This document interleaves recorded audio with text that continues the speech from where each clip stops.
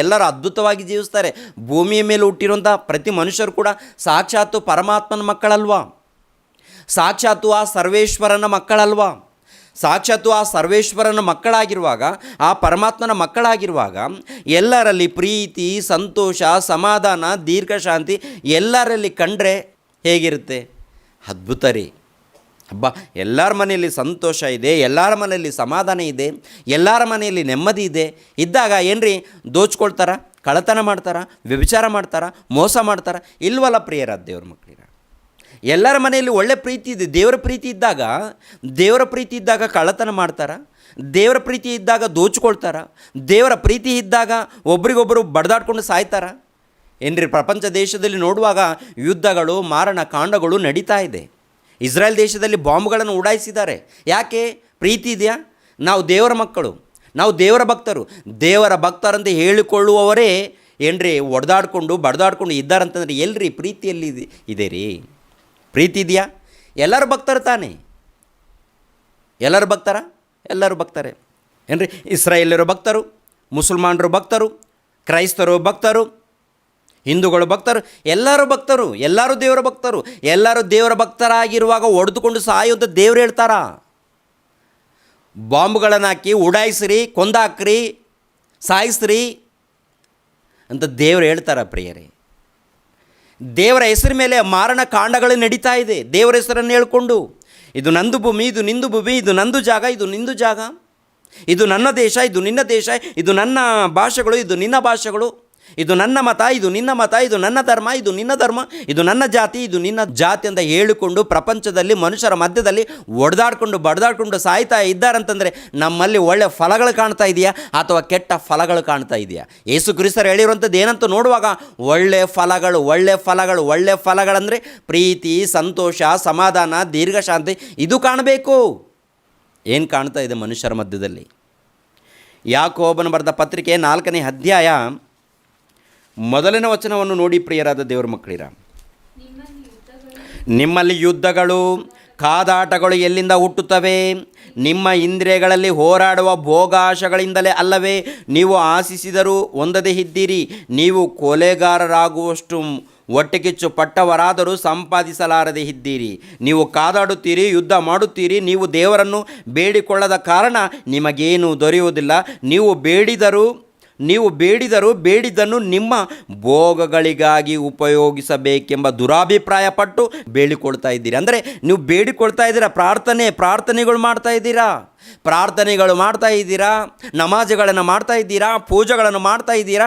ಮತ್ತು ಇದೆಲ್ಲ ಮಾಡಿದ ನಂತರ ಒಡೆದಾಟಗಳು ಯಾಕೆ? ಯುದ್ಧಗಳು ಯಾಕೆ? ಒಡೆದಾಡ್ರಿ ಅಂತ ಹೇಳಿದ್ದಾರ? ಕೊಂದಾಕ್ರಿ, ಉಡಾಯಿಸ್ರಿ, ಬಾಂಬುಗಳನ್ನು ಹಾಕಿ ಉಡಾಯಿಸ್ರಿ, ಕೊಂದಾಕಿರಿ ಅಂತ ಯಾರು ಹೇಳಿದ್ದಾರೆ? ದೇವರು ಹೇಳ್ತಾನ? ಭೂಮಿಯ ಮೇಲೆ ಇರುವಂಥ ಸರ್ವ ಮಾನವರು ನನ್ನ ಮಕ್ಕಳು ನೀವೆಲ್ಲರಂತ ಹೇಳಿಲ್ವೋ? ನೀವೆಲ್ಲರೂ ನನ್ನ ಮಕ್ಕಳು, ಭೂಮಿಯ ಮೇಲೆ ಹುಟ್ಟಿರುವಂಥ ಸರ್ವ ಮಾನವರು ನನ್ನ ಮಕ್ಕಳಂತ ದೇವರು ಹೇಳಿರುವಾಗ ಒಡೆದುಕೊಂಡು ಬಡಿದುಕೊಂಡು ಯುದ್ಧಗಳನ್ನು ಮಾಡಿ ಮಾರಣ ಕಾಂಡಗಳನ್ನು ಉಂಟು ಮಾಡ್ತಾ ಇದ್ದೀವಿ ಅಂದರೆ ಇವರ ಮಧ್ಯದಲ್ಲಿ ದೇವರಿದ್ದಾನ? ದೆವ್ವ ಇದೆಯಾ? ಏನ್ರಿ, ಪ್ರಪಂಚ ದೇಶದಲ್ಲಿ ಯಾರೇ ಆಗಿರ್ಬೋದು, ಒಬ್ಬ ಕ್ರೈಸ್ತನಾಗಿರ್ಬೋದು, ಒಬ್ಬ ಇನ್ನೊಬ್ಬರಾಗಿರ್ಬೋದು, ಯಾರೇ ಆಗಿರ್ಬೋದು, ಯುದ್ಧಗಳು, ಮಾರಣ ಕಾಂಡಗಳು ಸೃಷ್ಟಿ ಮಾಡ್ತಾ ಇದ್ದಾರಂದರೆ ಅವರ ಮಧ್ಯದಲ್ಲಿ ದೇವರು ಇಲ್ಲ ಅಂತ ಅರ್ಥ. ಯಾರಿದ್ದಾರೆ? ದುಷ್ಟನು ಇದ್ದಾನೆ ಅಂತ ಅರ್ಥ ರೀ. ಪ್ರಿಯರಾದ ದೇವ್ರ ಮಕ್ಕಳಿರ, ಭೂಲೋಕವನ್ನು ಉಂಟು ಮಾಡಿದ್ದಾನೆ. ಉಂಟು ಮಾಡಿದವರು ದೇವರು, ಕಷ್ಟಪಟ್ಟವರು ದೇವರು, ಮನುಷ್ಯರನ್ನು ಉಂಟು ಮಾಡಿದವರು ದೇವರು, ತಾಯಿಯ ಗರ್ಭದಲ್ಲಿ ನಿನ್ನನ್ನು ನಿಲ್ಲಿಸಿದವರು ದೇವರು. ಪ್ರಪಂಚ ದೇಶದಲ್ಲಿ ಎಷ್ಟು ಮಂದಿ ಇದ್ದಾರೋ ಎಲ್ಲರನ್ನು ಕೂಡ ಉಂಟು ಮಾಡಿರುವವರು ದೇವರಾಗಿರುವಾಗ ಅವರ ಮಾತು ಪ್ರತಿಯೊಬ್ಬರು ಕೇಳಬೇಕು ತಾನೆ? ಕೇಳ್ತಾ ಇದ್ದಾರಾ? ಇಲ್ಲ ರೀ ಪ್ರಿಯರಾದ ದೇವ್ರ ಮಕ್ಕಳಿರ. ಇದು ನನ್ನ ದೇಶ, ನನ್ನ ದೇಶವನ್ನು ಕಾಪಾಡ್ಕೋಬೇಕು. ಇದು ನನ್ನ ದೇಶ, ನನ್ನ ದೇಶವನ್ನು ಕಾಪಾಡ್ಕೋಬೇಕು. ಇನ್ನೊಂದು ದೇಶವನ್ನು ದೋಚಿಕೊಳ್ಬೇಕು. ಇನ್ನೊಂದು ದೇಶದ ಮೇಲೆ ಯಾಕೆ ನಿನಗೆ ದುರಾಶೆ? ಇನ್ನೊಂದು ದೇಶದ ಮೇಲೆ ಯಾಕಯ್ಯ ನಿನಗೆ ದುರಾಶೆ? ಇನ್ನೊಂದು ಮನೆಯ ಮೇಲೆ ಯಾಕಯ್ಯ ನಿನಗೆ ದುರಾಶೆ? ಯಾಕೆ ನಿನಗೆ ದುರಾಶೆ? ಅದಕ್ಕೆ ಹೇಳುವಂಥ ಮಾತೇನಂತ ನೋಡುವಾಗ, ನಿಮ್ಮಲ್ಲಿ ಯುದ್ಧಗಳು, ಕಾದಾಟಗಳು ಎಲ್ಲಿಂದ ಹುಟ್ಟುತ್ತವೆ? ನಿಮ್ಮ ಇಂದ್ರಿಯಗಳಲ್ಲಿ ಹೋರಾಡುವ ಭೋಗಾಶಗಳಿಂದಲೇ ಅಲ್ಲವೇ? ನೀವು ಆಶಿಸಿದರೂ ಹೊಂದದೇ ಇದ್ದೀರಿ. ನೀವು ಕೊಲೆಗಾರರಾಗುವಷ್ಟು ಹೊಟ್ಟೆಕಿಚ್ಚು ಪಟ್ಟವರಾದರೂ ಸಂಪಾದಿಸಲಾರದೆ ಇದ್ದೀರಿ. ಹೊಟ್ಟೆಕಿಚ್ಚು ಪಡ್ತಾ ಇದ್ದೀರಿ. ಕೊಲೆಗಾರರಾಗಿದ್ದೀರಿ, ಹೊಟ್ಟೆಕಿಚ್ಚು ಪಡ್ತಾ ಇದ್ದೀರಿ. ಯಾವುದೋ ಒಂದು ದೇಶ ಡೆವಲಪ್ ಆಗ್ತಾ ಇದ್ದರೆ ನೋಡಿಕೊಂಡು ತಾಳಿಕೊಳ್ಳದೆ ನಾನು ಡೆವಲಪ್ ಆಗಬೇಕು, ಆ ದೇಶವನ್ನು ಉಡಾಯಿಸಬೇಕು, ನಾನು ಅಭಿವೃದ್ಧಿ ಆಗಬೇಕು, ಆ ದೇಶವನ್ನು ಸರ್ವನಾಶ ಮಾಡಬೇಕು. ಇಲ್ಲ ಊರನ್ನು ಸರ್ವನಾಶ ಮಾಡಬೇಕು, ಇನ್ನೊಬ್ಬರ ಮನೆಯನ್ನು ಸರ್ವನಾಶ ಮಾಡಬೇಕು, ಆ ಮನೆಯನ್ನು ಸರ್ವನಾಶ ಮಾಡಬೇಕು, ನಾನು ನನ್ನ ಕುಟುಂಬ ನನ್ನ ಸಂಸಾರ ಚೆನ್ನಾಗಿದ್ದರೆ ಸಾಕು, ಇನ್ನೊಂದು ಹಾಳಾದರೂ ಪರವಾಗಿಲ್ಲ, ಇನ್ನೊಂದು ಕುಟುಂಬ ಹಾಳಾದರೂ ಪರವಾಗಿಲ್ಲ, ಇನ್ನೊಂದು ದೇಶ ಹಾಳಾದರೂ ಪರವಾಗಿಲ್ಲ, ಯಾರು ಸತ್ತರೂ ಪರವಾಗಿಲ್ಲ, ನಾನು ನನ್ನ ಕುಟುಂಬ ಚೆನ್ನಾಗಿದ್ದರೆ ಸಾಕು. ಯಾರು ಚಿಕ್ಕವರು ಮೊದಲುಗೊಂಡು ದೊಡ್ಡ ದೊಡ್ಡ ಅಧಿಕಾರಿಗಳವರೆಗೆ ಇಂಥ ಆಲೋಚನೆಯಲ್ಲಿ ಪ್ರಪಂಚ ದೇಶದಲ್ಲಿ ಮನುಷ್ಯರಿದ್ದಾರೆ. ಪ್ರಿಯರಾದ ದೇವರ ಮಕ್ಕಳಿರ, ಇಲ್ಲಂತೀರಾ? ಇದ್ದಾರೆ ಪ್ರಿಯರಾದ ದೇವರ ಮಕ್ಕಳಿರ. ಅದಕ್ಕೆ ಕ್ರಿಸ್ತ ಪೂರ್ವದಲ್ಲಿ ಯೆಶಾಯನ ಮೂಲಕ ಹೇಳಿರುವಂಥ ಮಾತೇನು ನೋಡಿ ಒಂದು ಸಾರಿ. ಯೆಶಾಯನ ಗ್ರಂಥ 5ನೇ ಅಧ್ಯಾಯ 20ನೇ ವಚನ. ಅಯ್ಯೋ, ಕೆಟ್ಟದ್ದನ್ನು ಒಳ್ಳೆಯದನ್ನು ಕೆಟ್ಟದ್ದೆಂದು ಬೋಧಿಸಿ, ಕತ್ತಲನ್ನು ಬೆಳಕೆಂದು ಬೆಳಕನ್ನು ಕತ್ತಲೆಯೆಂದು ಸಾಧಿಸಿ, ಕಹಿಯು ಸಿಹಿ ಸಿಹಿಯು ಕಹಿ ಎಂದು ಸ್ಥಾಪಿಸುವವರ ಗತಿ ಏನೆಂದು ಹೇಳಲಿ. ಇದ್ದಾರಾ ಇವರು? ಒಂದು ರೀತಿಯಲ್ಲಿ ಪ್ರಿಯರಾದ ದೇವ್ರ ಮಕ್ಕಳಿರ, ಪ್ರಪಂಚ ದೇಶದಲ್ಲಿ ಯುದ್ಧಗಳು ಮಾರಣಕಾಂಡಗಳು ನಡೀತಾ ಇದ್ದಾರೆ. ಒಂದು ರೀತಿಯಲ್ಲಿ ನೋಡುವಾಗ ಅನಾರೋಗ್ಯದಿಂದ ರೋಗದಿಂದ ನರಳಾಡ್ತಾ ಇದ್ದಾರೆ. ಇನ್ನೊಂದು ರೀತಿಯಲ್ಲಿ ಹಣವನ್ನು ಗಳಿಸ್ಕೋಬೇಕು ಅಂತ ಇನ್ನೊಂದು ರೀತಿಯಲ್ಲಿ ಪ್ಲಾನ್ ಮಾಡ್ತಾ ಇದ್ದಾರೆ. ಇನ್ನೊಂದು ರೀತಿಯಲ್ಲಿ ದೇಶವನ್ನು ಕಾಪಾಡಿಕೊಳ್ಳಬೇಕು ಅಂತ ಯುದ್ಧಗಳು ಮಾರಣಕಾಂಡಗಳು ಈ ಪ್ರಪಂಚ ದೇಶದಲ್ಲಿ ನಡೀತಾ ಇದೆ. ದೊಡ್ಡವರ ಮೂಲಕ ಏನು ಮಾತುಗಳು, ಏನು ಬೋಧನೆಗಳು ಹೊರಡ್ತಾ ಇದೆ ಅಂತ ನೋಡುವಾಗ ಕೆಟ್ಟದ್ದನ್ನು ಒಳ್ಳೆಯದೆಂದು ಬೋಧಿಸ್ತಾ ಇದ್ದಾರಂತೆ. ಕೆಟ್ಟದಿದೆಯಲ್ವ, ಕೆಟ್ಟದ್ದು ಇದು ಒಳ್ಳೆಯದು, ಕೆಟ್ಟದ್ದನ್ನು ಹಿಡಿದುಕೊಂಡು ಇದು ಒಳ್ಳೆಯದು. ಏನೇನಿದೆ ಕೆಟ್ಟದ್ದು? ತಿನ್ನುವಂಥ ಆಹಾರ ಪದಾರ್ಥಗಳಿದೆ ರೀ. ತಿನ್ನುವಂಥ ಆಹಾರ ಪದಾರ್ಥಗಳಲ್ಲಿ ಎಲ್ಲ ಆಹಾರ ಪದಾರ್ಥಗಳಲ್ಲಿ ಕಲ್ತಿಯನ್ನು ಮಾಡಿಲ್ವಾ? ತಿನ್ನುವಂಥ ಆಹಾರ ಪದಾರ್ಥಗಳು, ಯಾವುದೇ ಒಂದು ಪದಾರ್ಥಗಳನ್ನು ನೋಡಿ ಪ್ರಿಯರಾದ ದೇವ್ರ ಮಕ್ಕಳಿರ, ಹಣವನ್ನು ಗಳಿಸಬೇಕು ಎನ್ನುವಂಥ ಉದ್ದೇಶದಿಂದ ಕಲ್ತಿ ಮಾಡ್ತಾ ಇದ್ದಾರೆ. ಈ ಕೆಟ್ಟದನ್ನು ಹಿಡಿದುಕೊಂಡು ಇದು ಒಳ್ಳೆ ಪದಾರ್ಥಗಳು, ಒಳ್ಳೆ ಆಹಾರ ಪದಾರ್ಥಗಳಂತ ಮಾರಾಟ ಮಾಡ್ತಾರೆ. ಅಮಾಯಕರು ಬಲಿ ಆಗ್ತಾ ಇದ್ದಾರೆ. ಎಲ್ಲ ಕಲ್ತಿ ಮಾಡ್ತಾ ಇದ್ದಾರಾ? ಎಲ್ಲ ಕಲ್ತಿ. ಯಾವುದರಲ್ಲಿ ಕಲ್ತಿ? ಎಲ್ಲ ಆಹಾರ ಪದಾರ್ಥಗಳಲ್ಲಿ. ಅದೇ ರೀತಿಯಲ್ಲಿ ಮಾರ್ಕೆಟಲ್ಲಿ ಮಾರಾಟ ಮಾಡುವಂಥ ಯಾವ ವಸ್ತುಗಳನ್ನು ನೋಡಿ ಡೂಪ್ಲಿಕೇಟ್ ಇರುತ್ತೆ, ಡೂಪ್ಲಿಕೇಟ್ ವಸ್ತುಗಳನ್ನು ಹಿಡಿದುಕೊಂಡು ಇದು ಒರಿಜಿನಲ್ ಅಂತ ಹೇಳ್ಕೊಳ್ತಾರೆ. ಇದು ಒರಿಜಿನಲ್ ಅಂದರೆ ಕೆಟ್ಟದ್ದನ್ನು ಹಿಡಿದುಕೊಂಡು ಇದು ಒರಿಜಿನಲ್ ಅಂತ ಹೇಳಿ ಹಣವನ್ನು ಗಳಿಸ್ಕೊಂಡು ಡೂಪ್ಲಿಕೇಟ್ ಸಾಮಾನುಗಳನ್ನು ಮಾರ್ತಾ ಇದ್ದಾರೆ. ಡೂಪ್ಲಿಕೇಟು ಆಹಾರ ಪದಾರ್ಥಗಳನ್ನು ಅಂದರೆ ಕಲ್ತಿ ಮಾಡಿ ಮಾರಾಟ ಮಾಡ್ತಾ ಇದ್ದಾರೆ. ಯಾವುದರಲ್ಲಿ ಕಲ್ತಿ ಇದೆ ಅಂತ ನೋಡುವಾಗ ಎಲ್ಲದರಲ್ಲಿ ಕಲ್ತಿ ಬಂದಿದೆ ರೀ. ಎಲ್ಲದರಲ್ಲಿ ಇದೆಯಾ? ಎಲ್ಲದರಲ್ಲಿ. ಅಕ್ಕಿಯಲ್ಲಿ ಕಲ್ತಿ ಇದೆ, ಜೋಳದರಲ್ಲಿ ಕಲ್ತಿ ಇದೆ, ಬೇಳೆಯಲ್ಲಿ ಕಲ್ತಿ ಇದೆ, ಎಣ್ಣೆಯಲ್ಲಿ ಕಲ್ತಿ ಇದೆ, ನೀರಿನಲ್ಲಿ ಕಲ್ತಿ, ಕೊನೆಯದಾಗಿ ನೀರು ಕೂಡ ಕಲ್ತಿ. ನೀರಿನಲ್ಲಿ ಕಲ್ತಿ, ಹಾಲಿನಲ್ಲಿ ಕಲ್ತಿ, ಎಣ್ಣೆಯಲ್ಲಿ ಕಲ್ತಿ. ಟೋಟಲ್ ಪ್ರಪಂಚ ದೇಶದಲ್ಲಿ ನೋಡುವಾಗ ಕಲ್ತಿ. ಯಾಕೆ ಕಲ್ತಿ ಅಂತ ನೋಡುವಾಗ ದುರಾಶೆ. ಮನುಷ್ಯನಿಗೆ ಏನಿದೆ ಗೊತ್ತಾ? ದುರಾಶೆ ತುಂಬಿಕೊಂಡಿದೆ ಮನುಷ್ಯನ ಹೃದಯದಲ್ಲಿ. ಮನುಷ್ಯನು ಒಳ್ಳೆ ಫಲಗಳನ್ನು ಕೊಡಬೇಕು ಅಂತ ತಂದೆಯಾದ ದೇವರು ಕಷ್ಟಪಟ್ಟು ಪಂಚಭೂತಗಳನ್ನು ಉಂಟು ಮಾಡಿದ್ದಾನೆ. ದೇವರು ಉಂಟು ಮಾಡಿರುವಾಗ ಮನುಷ್ಯನು ಯಾವ ರೀತಿ ತಯಾರಾಗಿದ್ದನ್ನು ನೋಡಿ ಪ್ರಿಯರಾದ ದೇವರ ಮಕ್ಕಳಿರ.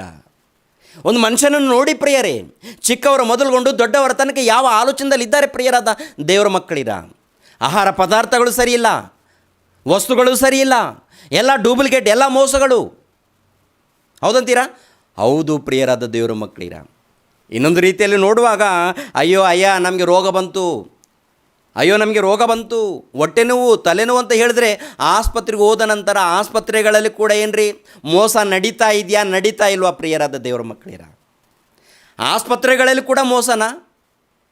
ನಮ್ಮ ಏರಿಯಾದಲ್ಲಿ ಒಬ್ಬರು ಡಾಕ್ಟ್ರ್ ಇದ್ದಾರೆ ಪ್ರಿಯರೇ, ಒಳ್ಳೆ ಡಾಕ್ಟ್ರು. ಅವರು MBBS ಡಾಕ್ಟ್ರ್ ಆಗಿದ್ದಾರೆ ಪ್ರಿಯರಾದ ದೇವರ ಮಕ್ಕಳಿರ.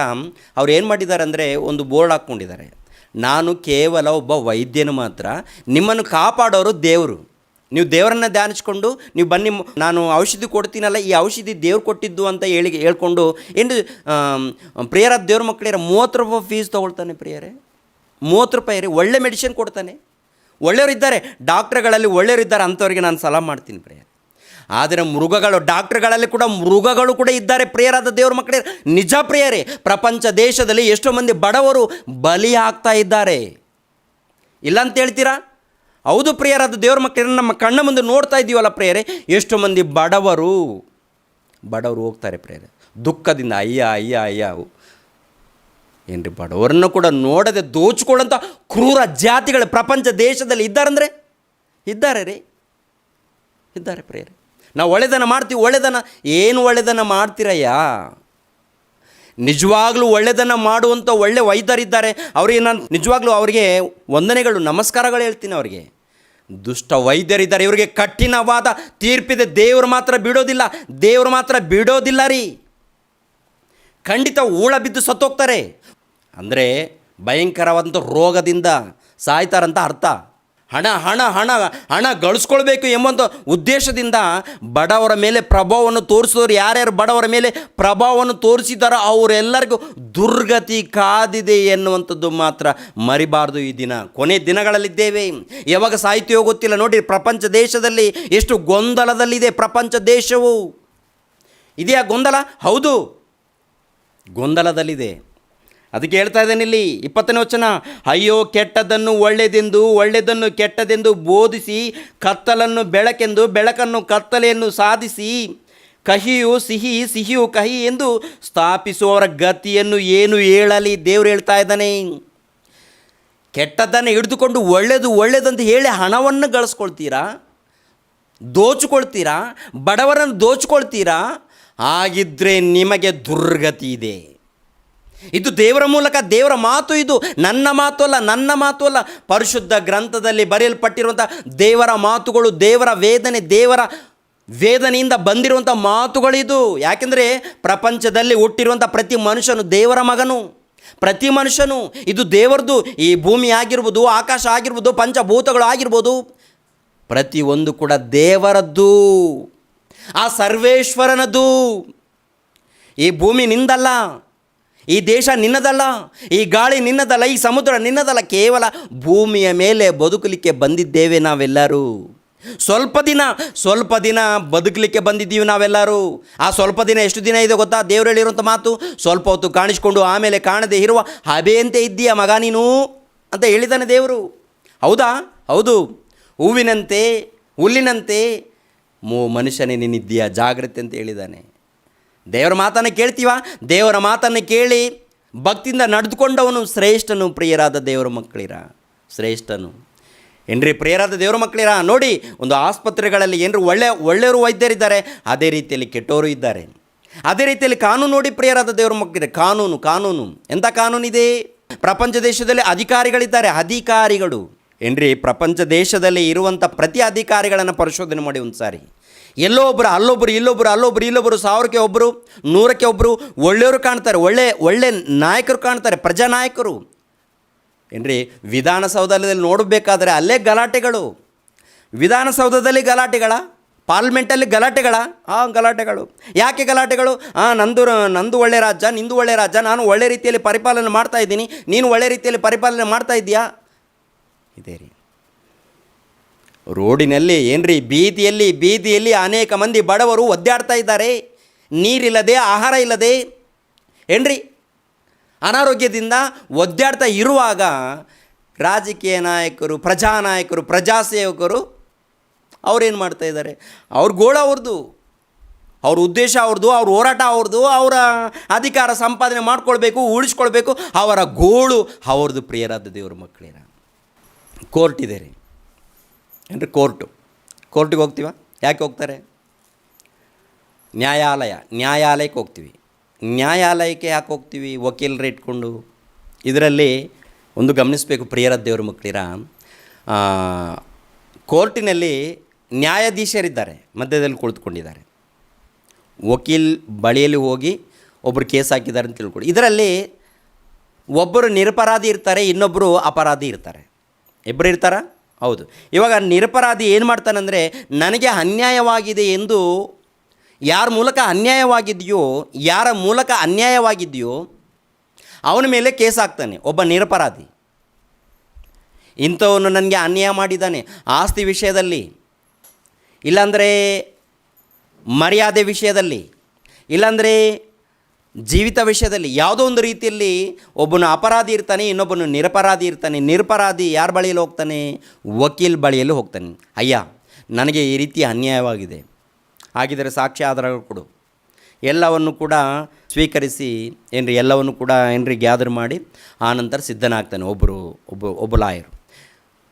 ಮತ್ತು ಯಾರ ಮೇಲೆ ಕೇಸ್ ಹಾಕಿದ್ದಾರೋ ಅವ್ರೇನು ಮಾಡ್ತಾರೆ, ಅಪರಾಧಿ ಏನು ಮಾಡ್ತಾನೆ, ಅಪರಾಧಿ ಕೂಡ ಏನು ಮಾಡ್ತಾನೆ ಅಂದರೆ ಅವನು ಕೂಡ ಒಬ್ಬ ವಕೀಲ್ ಬಳಿಯಲ್ಲಿ ಹೋಗಿ, ಅಯ್ಯ ನಾನು ಇಂಥ ತಪ್ಪು ಮಾಡಿದ್ದೀನಿ ಅಂತ ಒಪ್ಕೊಳ್ಳಲ್ಲ, ತಪ್ಪು ಮಾಡಿದ್ದೀನಿ ಅಂತ ಒಪ್ಕೊಳ್ಳಲ್ಲ, ಆದರೆ ನಾನು ನಿರಪರಾಧಿ ಅಂತ ಹೇಳಿಕೊಂಡು ಒಬ್ಬ ವಕೀಲನನ್ನು ಇಟ್ಕೊಳ್ತಾರೆ. ಅವ್ರು ಏನು ಮಾಡ್ತಾರೆ, ತಿಳಿಯದೆ ಇವರು ಒಳ್ಳೆಯರು ಅಂದ್ಕೊಳ್ತಾರೆ. ಆನಂತರ ಇವರು ಕೂಡ ಸಾಕ್ಷಿಗಳನ್ನು, ಯಾವ ಸಾಕ್ಷಿ, ಸುಳ್ಳು ಸಾಕ್ಷಿಗಳು, ಒಬ್ಬರೇನು ನಿಜವಾದ ಸಾಕ್ಷಿಗಳು ಇಟ್ಕೊಂಡಿದ್ದಾರೆ, ಇನ್ನೊಬ್ಬರೇನು ಸುಳ್ಳು ಸಾಕ್ಷಿಗಳನ್ನು ಇಟ್ಕೊಂಡಿದ್ದಾರೆ. ಇವರಿಬ್ಬರ ಮಧ್ಯದಲ್ಲಿ ಇಬ್ಬರು ವಕೀಲರು ವಾದನೆ ಮಾಡ್ತಾರೆ. ನ್ಯಾಯಾಲಯದಲ್ಲಿ ವಾದನೆ ಮಾಡಿದಾಗ ಅಲ್ಲಿ ಯಾರಿಗೆ ತೀರ್ಪಾಗುತ್ತೆ ಲಾಸ್ಟಲ್ಲಿ? ಪ್ರಿಯರಾದ ದೇವರ ಮಕ್ಕಳಿರ, ಒಂದು ಸರಿ ನೀವು ಗಮನಿಸಿರಿ ಪ್ರಿಯರೇ. ಅಂದರೆ ಇಬ್ಬರು ವಕೀಲರು ವಾದ ಮಾಡಿದ್ದಾರಾ? ಅಪರಾಧಿಯಾಗಿರುವಂಥ ಒಬ್ಬ ವ್ಯಕ್ತಿಯನ್ನು ಹಿಡಿದುಕೊಂಡು ನನ್ನ ಕ್ಲೈಂಟು ನಿರಪರಾಧಿ ಅಂತ ರುಜುಪಡಿಸಲಿಕ್ಕೆ ಪ್ರಯತ್ನ ಮಾಡ್ತಾನೆ. ಪ್ರಿಯರಾದ ದೇವರ ಮಕ್ಕಳಿರ, ಅಪರಾಧಿ ಎಂದು ಗೊತ್ತಿದ್ರೂ ಕೂಡ ಪ್ರಯತ್ನ ಮಾಡ್ತಾ ಇಲ್ವಾ? ನಡೀತಾ ಇದೆ ರೀ. ಇದರಲ್ಲಿ ಯಾರು ಅಪರಾಧಿಗಳು, ಯಾರು ನಿರಪರಾಧಿಗಳು? ಒಬ್ಬರು ಅಪರಾಧಿ, ಒಬ್ಬರು ನಿರಪರಾಧಿ. ಅಪರಾಧಿ ಕೂಡ ಏನು ಮಾಡಿದ್ದಾನೆ, ಸಾಕ್ಷಿಗಳನ್ನು ತೊಗೊಂಡು ಬಂದಿದ್ದಾನೆ. ನಿರಪರಾಧಿ ಏನು ಮಾಡಿದ್ದಾನೆ, ಸಾಕ್ಷಿಗಳನ್ನು ತೊಗೊಂಡು ಬಂದಿದ್ದಾನೆ. ಇವಾಗ ಇಬ್ಬರ ವಿಷಯದಲ್ಲಿ ಕೋರ್ಟ್ನಲ್ಲಿ ಏನಾಗಬೇಕು, ನ್ಯಾಯಾಲಯದಲ್ಲಿ ನ್ಯಾಯದ ವಿಷಯದಲ್ಲಿ ತೀರ್ಪಾಗಬೇಕು. ನ್ಯಾಯದ ವಿಷಯದಲ್ಲಿ ತೀರ್ಪಾಗ್ತಾ ಇದೆಯಾ, ಅನ್ಯಾಯದ ವಿಷಯದಲ್ಲಿ ತೀರ್ಪಾಗ್ತಾ ಇದೆಯಾ, ಎಲ್ಲರಿಗೂ ನ್ಯಾಯವನ್ನು ಸಿಗ್ತಾ ಇದೆಯಾ ಏನ್ರಿ? ಆತ್ಮಸಾಕ್ಷಿಯಿಂದ ಕೈಗಳನ್ನು ಇಟ್ಟುಕೊಂಡು ಎಲ್ಲರೂ ಕೂಡ ಪರಿಶೋಧನೆ ಮಾಡ್ಕೋಬೇಕು ಪ್ರಿಯರೇ. ಒಬ್ಬ ನಿರಪರಾಧಿ, ಒಬ್ಬ ಅಪರಾಧಿ, ನಿರಪರಾಧಿಗೋಸ್ಕರ ವಾದ ಮಾಡಿರುವಂಥ ಒಬ್ಬ ವಕೀಲರು, ಅಪರಾಧಿಗೋಸ್ಕರ ವಾದ ಮಾಡಿರುವಂಥ ಒಬ್ಬ ವಕೀಲರು, ನಿಜವಾಗ್ಲೂ ನಾವು ನ್ಯಾಯದಗೋಸ್ಕರ ಹೋರಾಡಿದ್ದೀವ ಅಂತ ನೋಡುವಾಗ ಏನ್ರಿ ಏನು ನಡೀತಾ ಇದೆ ರೀ ಪ್ರಪಂಚ ದೇಶದಲ್ಲಿ ಅಂತ ನೋಡುವಾಗ ಏನ್ರಿ ಅಮಾಯಕರು ಬಲಿ ಆಗ್ತಾ ಇದ್ದಾರೆ. ಪ್ರಿಯರಾದ ದೇವರ ಮಕ್ಕಳಿರ, ಅಮಾಯಕರು ಬಲಿ ಆಗ್ತಾ ಇದ್ದಾರೆ. ಈ ರೀತಿ ಕ್ರಿಸ್ತ ಪೂರ್ವದಲ್ಲೇ ಇದ್ದಾರಂತೆ. ಈ ರೀತಿ ಕ್ರಿಸ್ತ ಪೂರ್ವದಲ್ಲಿ ಇದ್ದಾರಾ? ಒಳ್ಳೆಯದನ್ನು ಕೆಟ್ಟದಾಗಿ, ಕೆಟ್ಟದನ್ನು ಒಳ್ಳೆಯದಾಗಿ ಮಾಡುವಂಥವ್ರು ಕೂಡ ಇದ್ದಾರೆ. ನಿರಪರಾಧಿಗಳನ್ನು ಅಪರಾಧಿಗಳು, ಅಪರಾಧಿಗಳನ್ನು ನಿರಪರಾಧಿಗಳು ಮಾಡೋರಿದ್ದಾರೆ ಇಲ್ವ ಅಂತ ನೋಡುವಾಗ ನಡೀತಾ ಇದ್ದಾರೆ ಪ್ರಪಂಚ ದೇಶದಲ್ಲಿ. ಎಷ್ಟೋ ಮಂದಿ ನಿರಪರಾಧಿಗಳು ಅಪರಾಧಿಗಳು ಎಂದು ತೀರ್ಪು ಹೊಂದುತ್ತಾ ಇದ್ದಾರೆ. ಎಷ್ಟೋ ಮಂದಿ, ಸುಮಾರು ನಾನೊಂದು 12 ವರ್ಷ ವಯಸ್ಸಿನಲ್ಲಿದ್ದಾಗ ಪರಿಚಯ ಇದ್ದಂಥ ಒಬ್ಬರ ಮನೆಯಲ್ಲಿ ಗಂಡ ಹೆಂಡತಿ ಮಧ್ಯದಲ್ಲಿ ಇಬ್ಬರಿಗೆ ಜಗಳ ಆಗಿದೆ ರೀ. ಹೆಂಡತಿ ಏನು ಮಾಡಿದ್ದಾಳೆ ಅಂತಂದರೆ ಮಾಮೂಲಾಗಿ ಜಗಳ ಆಗಿದೆ ಚಿಕ್ಕದಾಗಿ. ಗಂಡನು ಕೆಲಸಕ್ಕೆ ಹೋಗಿದ್ದಾನೆ. ಮನೆಯಲ್ಲಿ ಹೆಂಡತಿ ಏನು ಮಾಡ್ಕೊಂಡಿದ್ದಾಳಂತ ನೋಡುವಾಗ ಏನ್ರಿ ಕಿರೋಸಿನ್ ಹಾಕಿಕೊಂಡು ಏನ್ರಿ ದೇಹವನ್ನೆಲ್ಲ ಸುಟ್ಟೋಗಿದೆ. ಆನಂತರ ಸತ್ತೋಗಿದ್ದಾಳೆ. ಅವರ ತಂದೆ ತಾಯಿಗಳು ಏನು ಮಾಡಿದಾರಂತ ನೋಡುವಾಗ ಆಕೆ ಗಂಡನೇ ಸುಟ್ಟಾಕಿದ್ದಾನೆ ಎಂದು ಪೇಪರಲ್ಲಿ ಸ್ಟೇಟ್ಮೆಂಟ್ ಕೊಟ್ಟಿದ್ದಾರೆ, ಕೇಸ್ ಹಾಕಿದ್ದಾರೆ. ಆನಂತರ ಸುಮಾರು ವರ್ಷಗಳು ಆ ಮನೆಯಲ್ಲಿದ್ದವ್ರು ಎಲ್ಲರೂ ಕೂಡ ಏನ್ರಿ ಪ್ರಿಯರಾದ ದೇವ್ರ ಮಕ್ಕಳಿರ ಜೈಲಲ್ಲಿದ್ದಾರೆ ಪ್ರಿಯರೇ. ಸುಮಾರು ಒಂದು ವರ್ಷಗಳು ಜೈಲಲ್ಲಿದ್ದು ಹೊರಗಡೆ ಬಂದಿದ್ದಾರೆ. ಇಂಥ ಅನ್ಯಾಯಗಳು ನಡೀತಾ ಇದೆ ಅಂತ ನೋಡುವಾಗ ಅಲ್ಲೆಲ್ಲ ನಡೀತಾ ಇದೆ. ಯಾವುದು ನಿಜವೋ ಯಾವುದು ಸುಳ್ಳು ಒಂದು ಕೂಡ ಆಲೋಚನೆ ಮಾಡದೆ ಈ ರೀತಿ ಪ್ರಿಯರಾದ ದೇವ್ರ ಮಕ್ಕಳಿರ ಪ್ರಪಂಚ ದೇಶದಲ್ಲಿ ಅಲ್ಲಲ್ಲಿ ನಡೀತಾ ಇದೆ. ಕೆಲವು ಕಡೆ ಒಳ್ಳೆ ರೀತಿಯಲ್ಲಿ ತೀರ್ಪು ನಡೀತಾ ಇದೆ, ಇನ್ನೂ ಕೆಲವು ಕಡೆ ತಪ್ಪು ತೀರ್ಪುಗಳು ನಡೀತಾ ಇದೆ. ಅದಕ್ಕೆ ದೇವರು ಹೇಳಿರುವಂಥ ಮಾತನ್ನು ಒಂದು ಸಾರಿ ಗಮನಿಸಿರಿ ಪ್ರಿಯರಾದ ದೇವ್ರ ಮಕ್ಕಳಿರ. ವಿಮೋಚನೆ ಕಾಂಡ 23ನೇ ಅಧ್ಯಾಯ, ವಿಮೋಚನೆ ಕಾಂಡ 23ನೇ ಅಧ್ಯಾಯ 8ನೇ ವಚನ. ವಿಮೋಚನೆ ಕಾಂಡ 23ನೇ ಅಧ್ಯಾಯ 8ನೇ ವಚನವನ್ನು ನೋಡಿ. ಲಂಚವನ್ನು ತೆಗೆದುಕೊಳ್ಳಬಾರದು. ಲಂಚವು ಕಣ್ಣುಳ್ಳವರನ್ನು ಕುರುಡರಂತೆ ಮಾಡುತ್ತದೆ, ನಿರಪರಾಧಿಯವನ ನ್ಯಾಯವನ್ನು ಕೆಡಿಸುತ್ತದೆ. ನಿರಪರಾಧಿಯ ನ್ಯಾಯವನ್ನು ಕೆಡಿಸುತ್ತದೆ. ಯಾವುದು? ಲಂಚವು. ನ್ಯಾಯದಗೋಸ್ಕರ ಹೋರಾಡಬೇಕು ದೇವರ ಮಕ್ಕಳ ಮಧ್ಯದಲ್ಲಿ. ಅಂದರೆ ಭೂಮಿಯ ಮೇಲೆ ಪ್ರತಿಯೊಬ್ಬರಿಗೆ ದೇವರು ಹೇಳುವಂಥ ಮಾತೇನಂತಂದರೆ ಲಂಚದಗೋಸ್ಕರ ನೀವು ತವಕ ಪಡ್ಕೂಡ್ದು. ಲಂಚ ತಗೊಂಡ್ರೆ ನಿಮ್ಮ ಕಣ್ಣುಗಳು ಮಂಕಾಗುತ್ತೆ. ಲಂಚವನ್ನು ತೆಗೆದುಕೊಳ್ಳಬಾರದು. ಲಂಚವು ಕಣ್ಣುಳ್ಳವರನ್ನು ಕುರುಡರಂತೆ ಮಾಡುತ್ತದೆ, ನಿರಪರಾಧಿಯಾದವನ ನ್ಯಾಯವನ್ನು ಕೆಡಿಸುತ್ತದೆ.